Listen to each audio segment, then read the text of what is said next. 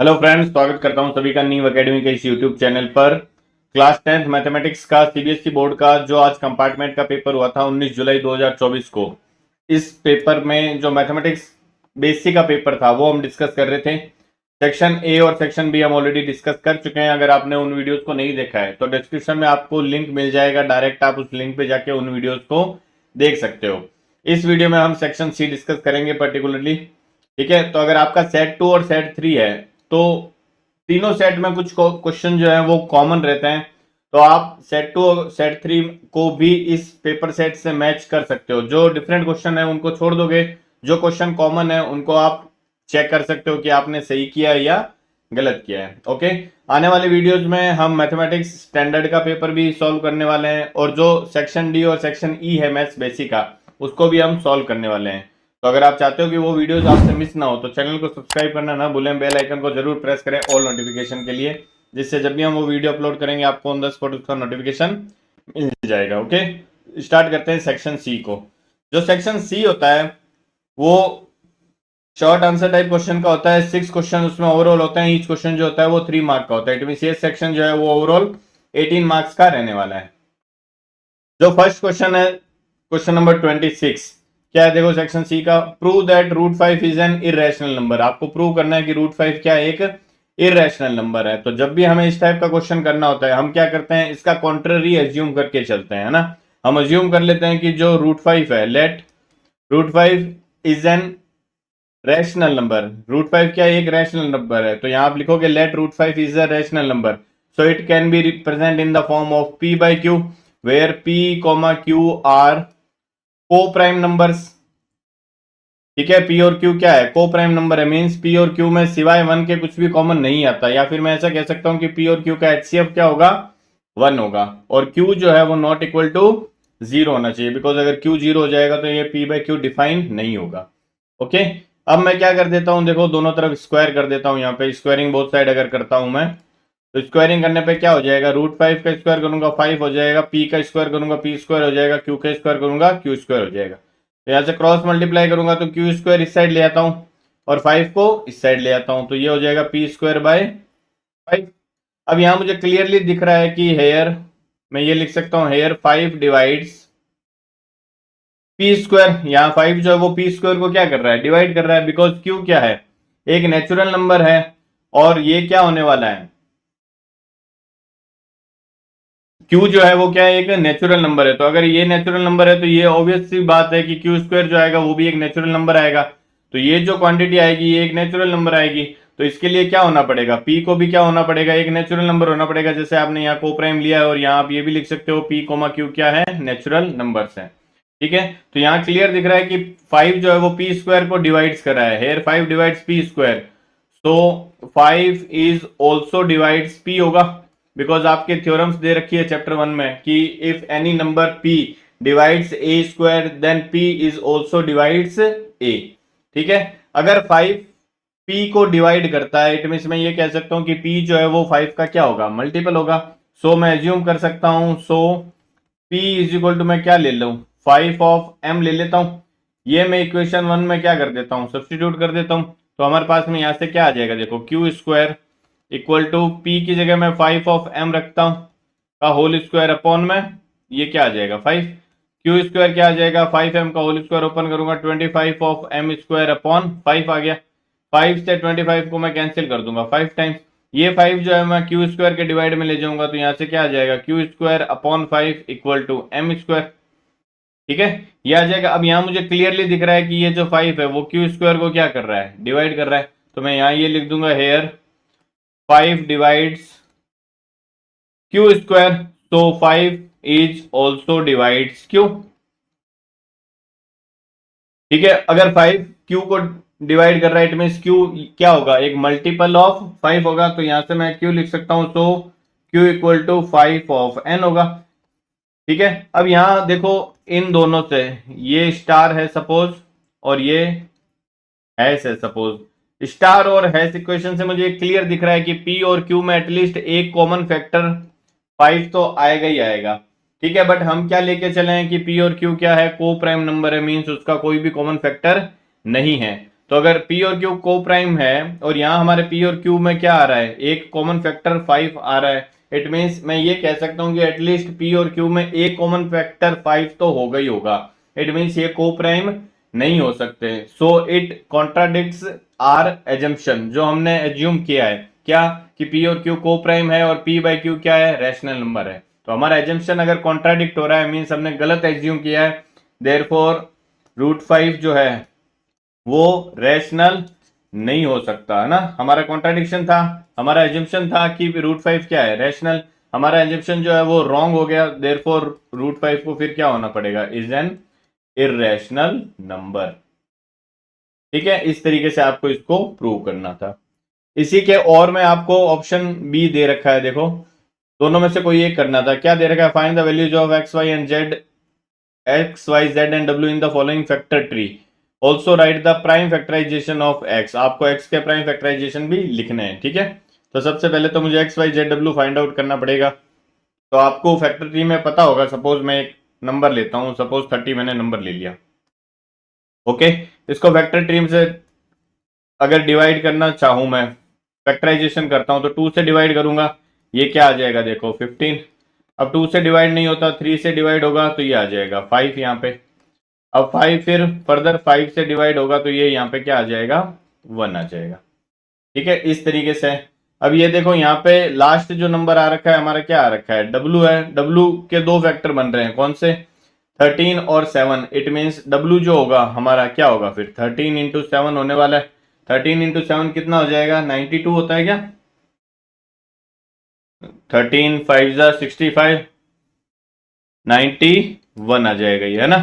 W की value 91 आ गई। अब इस 91 को सब यहाँ 91 है मेरा, 91 इंटू 3 करूंगा तो हमारा क्या आ जाएगा, Z आ जाएगा। तो Z की वैल्यू हमारे पास में क्या आ जाएगी, 91 इंटू 3 करता हूं तो 3 1 जा 3 और 9 3 जा 27, 273 हमारा क्या आ गया, Z आ गया। अब इस 273 को अगर आप 3 से मल्टीप्लाई करोगे तो देख लो 819 आएगा ही आएगा। आई बात समझ में। तो हमारा जो y है वो क्या हो जाएगा, फिर y हो जाएगा 819 इंटू 2, है ना। 819 इंटू 2 जो है हमारा y आ जाएगा। तो 819 को मैं 2 से मल्टीप्लाई करूंगा तो 8 2 जा 16 तो वो हो गए, ठीक है। और 19 इंटू 2 करूंगा तो 38 ये आ जाएगा। आई होप सबको समझ में आ रहा होगा। अब जो x है वो क्या है, 1638 इंटू 2 हो जाएगा ये। तो ये क्या हो जाएगा, 1638 इंटू 2। तो 16 2 जा क्या हो गया, 3200। ओके, और 38 इंटू 2 अगर मैं करता हूं तो 40 इंटू 2 करता हूं तो 80 आता है। तो 2 2 4, 80 में से 4 कम कर दो आप तो ये आ जाएगा 76। तो आपका जो x है वो तो ये आ गया, ठीक है। ये आपके y आ गया, ये z आ गया और ये क्या आ गया, w आ गया। सॉरी। अब आपको क्या करना है, देखो ये x जो आया है इसका प्राइम फैक्टराइजेशन आपको करना है। तो यहां वैसे तो किया हुआ है, फिर भी मैं आपको करके बता देता हूं। देखो 3276 है, इसको 2 से डिवाइड करेंगे तो हमारे पास में क्या आएगा, ये 1638।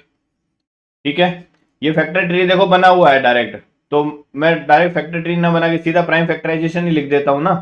x इक्वल टू 3276, इसका प्राइम फैक्टराइजेशन क्या बन रहा है हमारा, देखो 2 2 इंटू 2 कितने बार आ रहा है, 2 2 टाइम्स, 3 कितने टाइम्स आ रहा है, 2 टाइम्स, 7 कितनी टाइम्स आ रहा है, ये 1 टाइम, और 13 कितनी टाइम आ रहा है, 1 टाइम। तो ये क्या हो जाएगा, इसका प्राइम फैक्टराइजेशन हो जाएगा। ठीक है, नेक्स्ट जो क्वेश्चन है, question number 27, find a quadratic polynomial each of whose zeros is respectively twice the zeros of the polynomial. तो ये आपको एक पॉलिनोमियल दे रखे हैं, इसके जीरोस सपोज अल्फा और बीटा हैं, तो आपको वो पॉलिनोमियल फाइंड आउट करना है जिसके जीरोस क्या है, 2 अल्फा और 2 बीटा है, वो हमें पॉलिनोमियल फाइंड आउट करना है ना। तो इसको आप दो तरीके से कर सकते हो।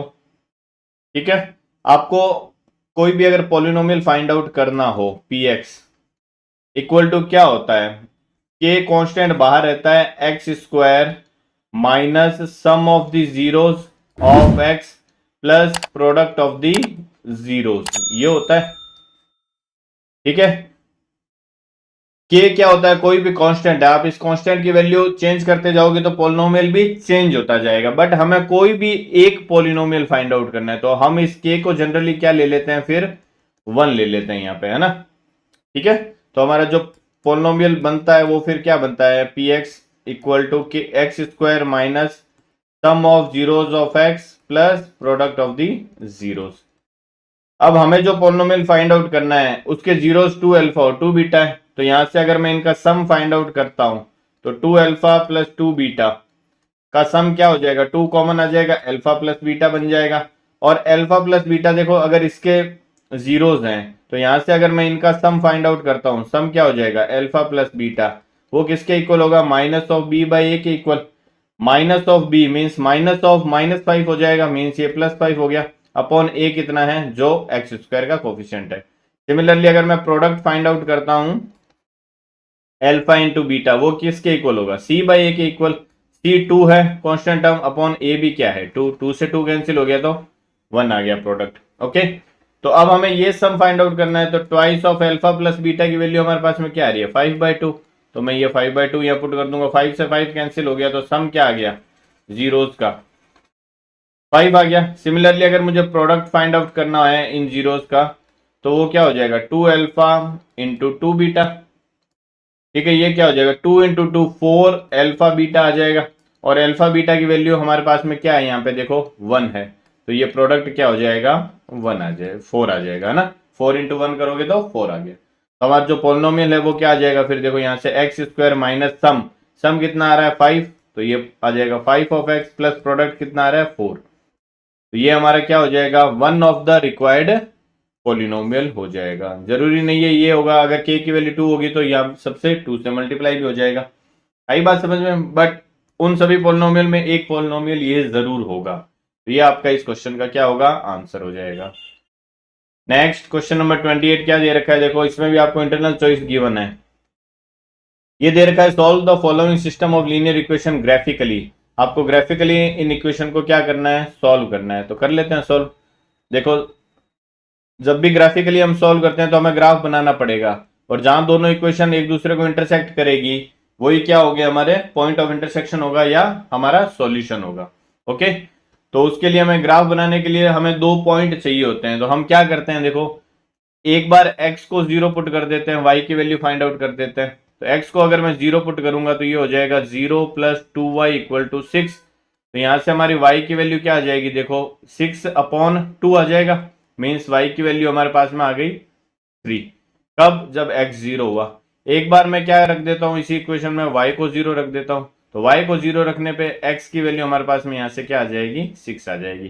थर्ड पॉइंट के लिए मैं एक जगह छोड़ देता हूं, ठीक है, वो पॉइंट हमारा पॉइंट ऑफ इंटरसेक्शन होगा जिसको हम यहाँ पे बाद में नोट आउट कर लेंगे। तो ये x हो गया, ये y हो गया, हमने x को 0 पुट किया, y की वैल्यू 3 आई, हमने y को 0 पुट किया, x की वैल्यू हमारे पास में 6 आ गई। ठीक है, सिमिलरली जो सेकंड इक्वेशन है हमारी, क्या है सेकंड इक्वेशन, देखो 3x minus 2y equal to 2, इसमें मैं x की जगह 0 पुट करता हूँ, x की जगह 0 पुट किया तो y की वैल्यू हमारी क्या आ गई, देखो ये 0 हो गया पूरा, ये 2/-2 मीन्स -1 आ गया, है ना। सिमिलरली मैं y को 0 पुट करता हूँ, y को 0 पुट करूंगा तो x की वैल्यू यहाँ पे क्या आ जाएगी हमारे पास में 2/3 आ जाएगी। थर्ड पॉइंट के लिए मैं जगह छोड़ देता हूँ यहाँ पर भी, ये दोनों पॉइंट को मैं यहाँ बॉक्स में नोट आउट कर लेता हूँ, ये x हो गया, ये y हो गया। ओके, x 0 पुट किया हमने, y की वैल्यू -1, y 0 पुट किया, x की वैल्यू आ गई हमारे पास में 2/3। ओके, अब इन दोनों पॉइंट को हम यहाँ नोट डाउन करेंगे ग्राफ पेपर पे। यहाँ ग्राफ पेपर पे जो स्केल है वो क्या ले रखा है, 1 सेंटीमीटर इक्वल टू 1 यूनिट ले रखा है, both x and y axis पे। ठीक है, फर्स्ट इक्वेशन में देखो क्या दे रखा है, हमने x 0 पुट किया तो y की वैल्यू 3 आई, तो ये पॉइंट कहाँ होगा, 0,3, ये पॉइंट होगा हमारा यहाँ पे, ये रहा 3। ठीक है, नेक्स्ट जब हमने y की वैल्यू 0 पुट की तो x की वैल्यू हमारे पास में 6 आई, तो x की वैल्यू 6, y की वैल्यू 0, ये वाला पॉइंट होगा।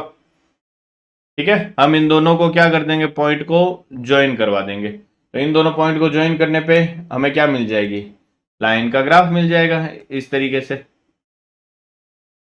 ओके, ये हमारा इस इक्वेशन का ग्राफ हो गया, इसको मैं नोट डाउन कर देता हूं कौन सी इक्वेशन है, इक्वेशन लिख देता हूं। ये हमारी इक्वेशन है कौन सी, x plus 2y equal to 6। ठीक है, सेकेंड इक्वेशन में x की जगह 0 पुट करते हैं तो y की वैल्यू -1 मिलती है। x की वैल्यू 0, y की वैल्यू -1, ये वाला पॉइंट हो जाएगा नेगेटिव y एक्सिस पे। ओके, y की वैल्यू 0, x की वैल्यू 2/3, तो 2/3 होता है 0.66, मीन्स 1 से छोटा, तो ये पॉइंट कहीं यहां होगा। ओके, इन दोनों पॉइंट को मैं ज्वाइन कर दूंगा, हमारी दूसरी लाइन का ग्राफ आ जाएगा।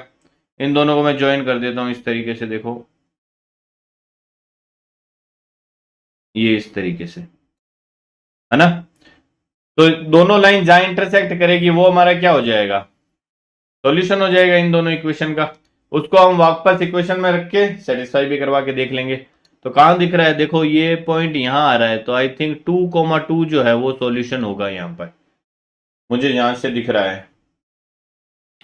अगर आप ग्राफ पेपर पे बनाओगे तो आपको भी दिख जाएगा दोनों लाइन कहां इंटरसेक्ट कर रही है। 2,2 मुझे दिख रहा है, तो मैं यहाँ इक्वेशन में 2,2 रख के देखता हूँ। एक्स की जगह 2 रखा, वाई की जगह 2 रखा, सेटिस्फाई कर रहा है क्या। देखो 2 + 2 2 = 4, 6 आ रहा है, बिल्कुल कर रहा है। यहाँ रखा हूँ 2 3 2 = 6 -2 2 = 4, 2 आ रहा है, बिल्कुल सही है। तो हमारा जो सॉल्यूशन होगा वो क्या आ जाएगा, 2,2। यही हमारे इस क्वेश्चन का आंसर है। आगे क्या दे रखा है, also write the coordinates of the vertices of the triangle formed by these lines and y axis. तो वाई एक्सिस और इन लाइन से बनने वाला जो ट्राइंगल है उसके कोऑर्डिनेट भी हमें फाइंड आउट करना है ना। तो एक वर्टाइसेस तो यही हो गया, ये सपोज हमारा पॉइंट ए है जो हमारा पॉइंट ऑफ सॉल्यूशन है। ठीक है, एक ट्राइंगल, दोनों लाइन और वाई एक्सिस, तो ये वाई एक्सिस है, तो एक पॉइंट ये आ रहा है हमारा। जब हमारी क्या थी, एक्स की वैल्यू 0 थी और वाई की वैल्यू -1 थी, तो ये हमारा पॉइंट बी हो गया। सपोज इस पॉइंट के वर्टाइसेस क्या होंगे, 0, -1। एक और पॉइंट कौन सा होगा, ये हमारा पॉइंट है, पॉइंट सी। इसके कोऑर्डिनेट क्या है, वाई एक्सिस पे है। तो फर्स्ट लाइन में ये कहां था, जब x की वैल्यू 0 थी तो y की वैल्यू क्या थी, 3 थी। तो ये हमारा क्या हो गया, थर्ड वर्टाइस हो गया ट्राइंगल ABC का। ठीक है, हमें सिर्फ ये वर्टाइसेस ही लिखने थे ना, कोऑर्डिनेट ही लिखने थे सिर्फ इनके, तो वो हमने लिख दिया। अगर हमें एरिया पूछता तो हम एरिया भी फाइंड आउट कर सकते थे, बट पूछा नहीं है तो कोई दिक्कत नहीं है। ठीक है, नेक्स्ट क्वेश्चन नंबर, अच्छा इसी के और में एक और दे रखा है, क्या है देखो, 16 years ago at the time of marriage, 16 साल पहले मैरिज हुई थी। ठीक है, Ajay was 5 years older to his wife. ठीक है, 5 साल पहले, 16 साल पहले, ठीक है, मैरिज हुई थी, और Ajay was 5 years elder to his wife, means marriage के टाइम में जो अजय है वो अपनी वाइफ से 5 साल बड़ा था। The present ages of the wife and Ajay are in the ratio 8:9। तो प्रेजेंट एजेस में एज्यूम कर लेता हूं, let the present ages of wife की, देखो वाइफ का रेशियो 8 दे रखा है, तो मैं इसको 8x ले लेता हूं, और अजय का क्या ले लेता हूं, 9 दे रखा है रेशियो, तो इसको मैं 9x ले लेता हूं। दोनों का देखो रेशियो लोगे तो x से x कैंसिल हो जाएगा, 8:9 बन जाएगा। ये मैंने प्रेजेंट एजेस ले लिए। ठीक है, 16 years अगो, तो अगर प्रेजेंट एज 8x है, सपोज प्रेजेंट एज जो है उनकी सपोज 80 साल है, तो 16 साल पहले वो कितने साल के होंगे, 80 -16 कर दूंगा मैं। आई बात समझ में। तो यहाँ पे मैं क्या लिखूंगा, 16 years ago. 16 years ago age of wife क्या होगी फिर बताओ, प्रेजेंट एज अगर 8x है तो 16 साल पहले क्या होगी, 8x -16 होगा, ऑब्वियस सी बात है। एज ऑफ अजय क्या हो जाएगी फिर 16 years अगो, अभी 9x है तो 16 years अगो 9x -16 हो जाएगा। ठीक है, हमें कंडीशन क्या दे रखी है, 16 years ago at the time of marriage Ajay was 5 years older to his wife. तो जो अकॉर्डिंग टू कंडीशन हमें दे रखा है, क्या दे रखा है, अजय की एज मींस 9x -16, 16 अगो की बात हो रहा है। अजय की एज जो है वो वाइफ की एज से 5 साल ज्यादा है। अजय एल्डर है ना, तो एल्डर का मतलब ज्यादा होगी, तो वाइफ की एज कितनी है, 8x -16 है, इससे 5 years ज्यादा है, तो +5 हो गया। ठीक है, ये अजय की एज है 16 साल पहले, ये 16 साल पहले वाइफ की एज है, तो अजय की एज वाइफ की एज से 5 years ज्यादा है, तो +5 हो गया। ओके, इसको हमें क्या करना है, सिंप्लीफाई करना है। तो सिंप्लीफाई कर लेते हैं। देखो ये 9x है, ये माइनस का 8x हो जाएगा अगर मैं इस साइड लेके आता हूँ। तो 9x minus 8x equal to ये -16 है, -16 को इस साइड ले जाता हूँ। तो -16 प्लस 16 क्या हो जाएगा, 0 हो जाएगा। ये देखो -16 इस साइड आएगा, +16, ये -16 है और ये +5 है, तो ये कैंसिल हो गया। 9x माइनस 8x कितना आ गया, x आ गया। x की वैल्यू हमारे पास में क्या आ गई, 5 आ गई। तो x की वैल्यू अगर 5 आ गई है तो उनकी प्रेजेंट एज फिर क्या है, 8 इंटू 5 मीन्स 8 5 जा 40 और 9 इंटू 5 मीन्स 45। ये इनकी प्रेजेंट एजेस है, ठीक है। अब वो कह रहा है कि पूछा गया है find there edges eight the time of their marriage. तो मैरिज के टाइम में उनकी एजेस कितनी थी, तो मैरिज कब हुई थी, 16 ईयर्स अगो, 16 साल पहले क्या हुई थी उनकी मैरिज हुई थी। तो 16 साल पहले ये एज थी उनकी, ठीक है। और वही क्या थी, मैरिज के टाइम में एज थी। तो यहां मैं एक्स की वैल्यू अगर 5 पुट कर देता हूं तो ये कितना हो जाएगा, देखो 40 माइनस 16, ये हो जाएगा 45 माइनस 16। तो 40 माइनस 16 करूंगा तो ये 24 हो जाएगा, और ये 45 माइनस 16 करूंगा तो कितना हो जाएगा, वाइफ जो है वो 24 ईयर्स की हो गई, ठीक है। अजय जो है वो कितना साल बड़ा था, 5 साल बड़ा था, तो ये 29 हो जाएगा। ओके, ये वाइफ की एज थी at the time of marriage और ये अजय की एज थी at the time of marriage. ये हमारा क्या हो जाएगा, आंसर हो जाएगा। Okay, next question number 29। देखो क्या दे रखा है, prove that cot A minus cos A upon cot A plus cos A equal to sec A minus tan A का होल स्क्वायर दे रखा है मैंने। तो सबसे पहले तो अगर मुझे कुछ भी समझ नहीं आता है तो मैं क्या करता हूँ, साइन कॉस में कन्वर्ट कर देता हूँ। तो मैं एलएचएस से स्टार्ट करता हूँ। देखो कुछ भी अगर समझ नहीं आ रहा तो कॉट को मैं क्या लिख सकता हूँ, कॉस अपॉन साइन लिख सकता हूँ, बिल्कुल। कॉस से अपॉन साइन हो गया, ये माइनस में ये कॉस है, डिवाइड में कुछ नहीं है तो 1 है। ये क्या हो जाएगा, cos A upon sine A, plus में ये क्या हो जाएगा 1 कॉस ए अपॉन 1, ठीक है। ओवरऑल कॉस से देखो न्यूमरेटर से कॉमन आ रहा है, कॉस से डिनोमिनेटर से भी कॉमन आ रहा है, तो मैं कॉस से न्यूमरेटर और डिनोमिनेटर दोनों से कॉमन ले लेता हूँ। साइन ए को क्या ले लेता हूँ, एलसीएम ले लेता हूँ, ठीक है।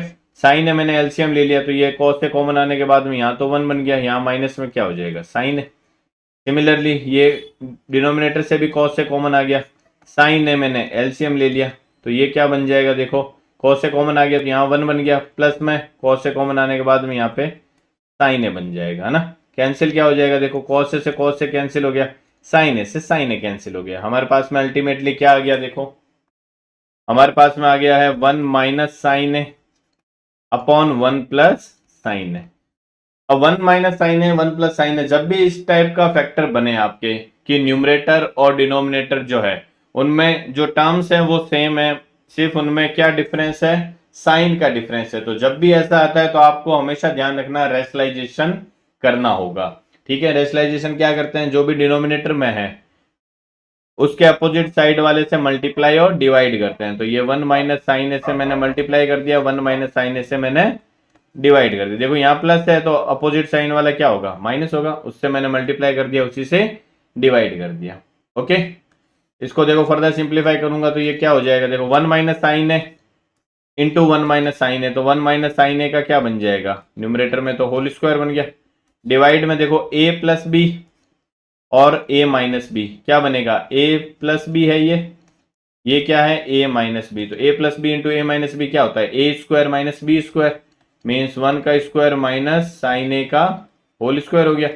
फर्दर सिंप्लीफाई करूंगा ये क्या हो जाएगा, देखो 1 minus sine A as it is रहेगा, इसका होल स्क्वायर अपॉन में क्या आ जाएगा 1 माइनस साइन स्क्वायर है, 1 माइनस साइन स्क्वायर है क्या होता है, कॉस स्क्वायर है होता है।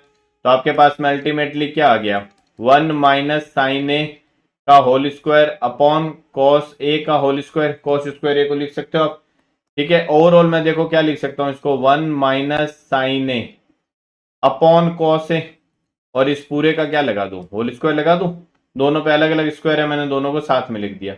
इसको फर्दर मैं क्या लिख सकता हूं, देखो अलग अलग डिवाइड कर देता हूं, कॉस को 1 में डिवाइड कर दिया और साइन को कॉस से डिवाइड कर दिया, ठीक है। इसका क्या है होल स्क्वायर, 1 अपॉन कॉस से क्या हो जाएगा, ये सेक ए हो जाएगा, माइनस साइन ए अपॉन कॉस से क्या हो जाएगा, टेन ए हो जाएगा, और इस पूरे का क्या है होल स्क्वायर, और यही आपका क्या है आरएचएस है। ठीक है, तो इस तरीके से इसको आपको सॉल्व करना था। नेक्स्ट क्वेश्चन नंबर 30 क्या दे रखा है देखो, the numbers on a die are replaced by the first 6 even numbers. जो डाइस पे नंबर होते हैं 1 2 3 4 5 6, उसको रिप्लेस करके पहले 6 इवन नंबर्स डाल दिए हैं। इट मीन्स अब डाइस में नंबर कौन कौन से हैं, 2 4 6 8 10 और 12। फर्स्ट 6 इवन नंबर यही होते हैं। आगे क्या दे रखा है देखो, the die is rolled once, find the probability that the number appearing on the die is. First क्या है, ग्रेटर देन 5, तो जो नंबर आ रहा है वो 4 से, सॉरी ग्रेटर देन 4, तो ग्रेटर देन 4 के लिए हमारे फेवरेबल केसेस कितने हो गए, फिर कौन कौन से फेवरेबल केस हो जाएगा, 4 से बड़ा क्या है, 6 होगा, 8 होगा, 10 होगा और 12 होगा। ये इस केस के लिए हमारे फेवरेबल केस हो जाएंगे। टोटल केसेस कौन कौन से हैं, ये हमारे टोटल केसेस हैं, कितने हैं 6, फेवरेबल कितने आ गए 4। फर्स्ट के केस में प्रोबेबिलिटी हमारी क्या निकल जाएगी, probability of this event favourable upon total, अगर आप करोगे तो फेवरेबल 4 है, अपॉन टोटल क्या है 6 है, कैंसिल करूंगा तो ये आ जाएगा हमारे पास में 2/3। ओके, सेकंड केस क्या है देखो, डिविजिबल बाय 3, तो इन नंबर में से 3 से डिविजिबल वाले जो नंबर है वो हमारे क्या हो जाएंगे इस केस में फेवरेबल केस। 3 से डिविजिबल क्या है, एक तो 6 है और एक क्या है 12 है। ठीक है, और कोई भी नंबर 3 से डिविजिबल नहीं हो सकता, तो हमारे फेवरेबल केसेस क्या आ गए इस केस में, 2 फेवरेबल केस हो गए हमारे पास में। ओके, तो इसकी प्रोबेबिलिटी अगर मुझे फाइंड आउट करनी है तो probability of this event favourable upon total लिखूंगा, फेवरेबल हो गए 2 अपॉन टोटल वही 6, कैंसिल करूंगा तो ये आ जाएगा 1/3। ओके, नेक्स्ट थर्ड में फेवरेबल केसेस क्या है, नॉट अ मल्टीपल ऑफ 10, तो 10 का मल्टीपल नहीं होना चाहिए, तो 10 का मल्टीपल तो सिर्फ एक ही है। इस नंबर को अगर आप छोड़ दोगे तो जो बचेगा वो क्या होगा, फिर नॉट ए मल्टीपल ऑफ 10 होगा। तो कौन कौन से नंबर है जो 10 का मल्टीपल नहीं है, 2 4 6 8 और 12। ये हमारे क्या हो गए इस केस में फेवरेबल केस हो गए, कितने हैं टोटल 5। प्रोबेबिलिटी फाइंड आउट करनी है, तो प्रोबेबिलिटी अगर हम फाइंड आउट करते हैं तो P of this event equal to क्या हो जाएगा, फेवरेबल अपॉन टोटल, ये हो जाएगा 5/6। ये इस क्वेश्चन का आंसर हो जाएगा। ओके, तो इस तरीके से आप इसको सॉल्व कर सकते हो। अदरवाइज थर्ड को क्या कर सकते हो आप, नॉट अ मल्टीपल ऑफ 10 अगर है तो आप 10 का मल्टीपल वाला केस ले लो, एक ही केस बनेगा, उसकी प्रोबेबिलिटी आएगी 1/6। ठीक है, 1/6 को आप 1 में से सब्ट्रैक्ट कर दो तो 5/6 आ जाएगा। ठीक है, किसी भी तरीके से कर सकते हो, मैंने आपको इस तरीके से यहाँ करके दिखा दिया। नेक्स्ट जो लास्ट क्वेश्चन है इस सेक्शन का क्या है देखो, in the given figure triangle P Q R circumscribe the circle. Okay, if px equal to 10 centimeter, qy equal to 8 centimeter and rz equal to 6 centimeter, then find the perimeter of the triangle pqr। आपको इस triangle pqr की perimeter find out करना है। तो एक चीज मुझे बताइए कि ये जो ट्राइंगल का पॉइंट p है एक्सटर्नल पॉइंट है ये सर्कल के लिए, एक्सटर्नल पॉइंट से सर्कल पे दो टेंजेंट ड्रॉ की है px और pz, तो क्या इन दोनों की लेंथ इक्वल नहीं होगी क्या, किसी भी एक्सटर्नल पॉइंट से सर्कल पे टेंजेंट अगर ड्रॉ करते हैं तो उनकी लेंथ जो होती है वो इक्वल होती है, तो px अगर 10 है तो pz भी क्या होगा फिर 10 होगा, तो ये 10 सेंटीमीटर है तो ये भी 10 सेंटीमीटर होगा। सिमिलरली अगर मैं q से देखता हूं तो qy आपको 8 दे रखा है, तो यही सेम qx भी तो 8 होगा फिर। ठीक है, तो qx भी आपका 8 सेंटीमीटर हो गया, ये भी 8 सेंटीमीटर हो गया। सिमिलरली rz जो है वो आर वाई के इक्वल होगा और वो दोनों क्या होंगे 6 सेंटीमीटर ये दे रखा है, तो ये भी क्या होगा फिर 6 सेंटीमीटर होगा। तो पेरीमीटर क्या होगी फिर, perimeter of triangle P Q R किसके इक्वल आएगा, P Q plus q are plus r P के इक्वल आएगा। तो पी क्यू टोटल कितना हो गया देखो 10 प्लस 8 हो गया ये। ठीक है, 10 प्लस 8, या आप इसको ऐसे लिख सकते हो p x plus x q plus q r को क्या लिख सकते हो q y plus y r plus r p को क्या लिख सकते हो r z plus z p या पी जेड। तो इन सब की वैल्यू हमारे पास में है, मैं इन सब की वैल्यू रखता हूं, तो देखो पी एक्स कितना है 10 है, प्लस एक्स क्यू कितना है एक्स क्यू 8 है, प्लस क्यू वाई कितना है एक्स क्यू कितना है था हमारे पास में 8 है क्या, एक्स क्यू 8 है, क्यू वाई कितना है, ये भी 8 है, प्लस वाई आर कितना है 6 है, प्लस आर जेड कितना है, आर जेड वो भी 6 है, प्लस जेड पी कितना है 10 है। ठीक है, तो ये देखो 10 10 20 हो गया, और 8 8 16 ये हो गया। ठीक है, तो ये हो गया आपका 36, और ये हो गया कितना 12, तो ये आपके आ गया 36 प्लस 12 48 सेंटीमीटर।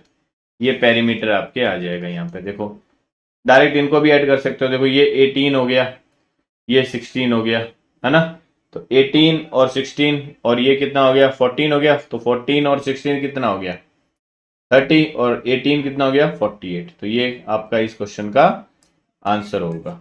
ठीक है, तो इस तरीके से ये जो सेक्शन था मैथमेटिक्स बेसिक का वो हमने इस वीडियो में डिस्कस किया। आने वाले वीडियो में जो सेक्शन डी बच गया है और ई बच गया है उसको हम डिस्कस करने वाले हैं। अगर आप चाहते हो कि वो वीडियो आपसे मिस ना हो तो चैनल को सब्सक्राइब करना ना भूलें, बेल आइकन को प्रेस करें ऑल नोटिफिकेशन के लिए, जिससे जब भी हम वो वीडियो अपलोड करें आपको ऑन द स्पॉट उसका नोटिफिकेशन मिल जाए। इस वीडियो में बस इतना ही, मिलते हैं नेक्स्ट वीडियो में। Till then bye bye and take care.